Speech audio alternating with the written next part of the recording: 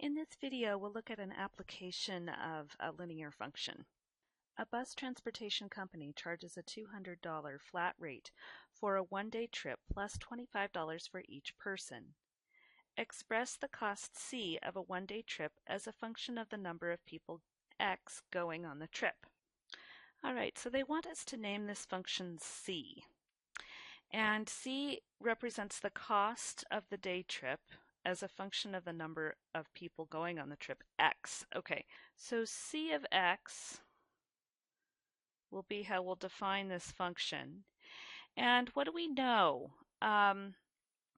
We know that there's a $200 flat rate, right? Everybody pays it, plus $25 per person. Okay, how do we denote that? If x is the number of people going on the trip, and we're going to charge $25 for each person, then we want to have 25x added on to this, right? So this is a linear function, is it not, right? So it's in that form y equals mx plus b. Actually, in this case, we have b plus mx, but it's the same idea, right? Okay, so now that we have this function, so in part B, we're being asked to find the cost of a one-day trip for 20 people.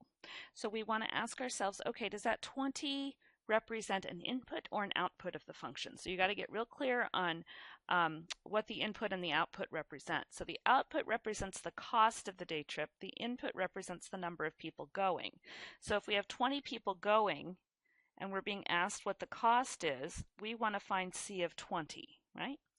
All right, so we're going to have C of 20 equal to 200 plus 25 times 20. So 200, 20 times 25, let's see, that's going to be 500. Yes, 200 plus 500 is 700. Okay, so what does that represent? Let's write that in a complete sentence. So the cost of a one-day trip for 20 people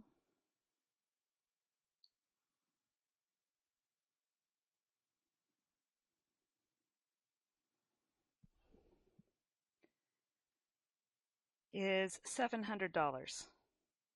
Okay, so now in part C, it says how many people can go on the trip if the group has $500 to spend. Okay, so now that 500 represents an output of the function, right? So now we're going to have 500 equal to 200 plus 25x, right?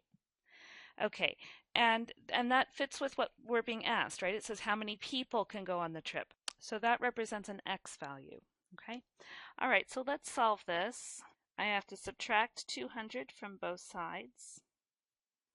So I've got 500 minus 200 equal to 200 minus 200 plus 25x. Okay, 500 minus 200 is 300 equal to 25x.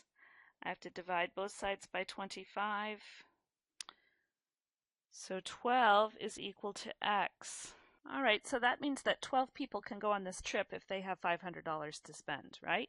So let's write that down. If the group has $500, then 12 people can go on the trip. Okay, all right, so this is a nice example where we had to build a linear function given some information and then also utilize what we know about our function notation, what is an input and an output of the function. Okay, great.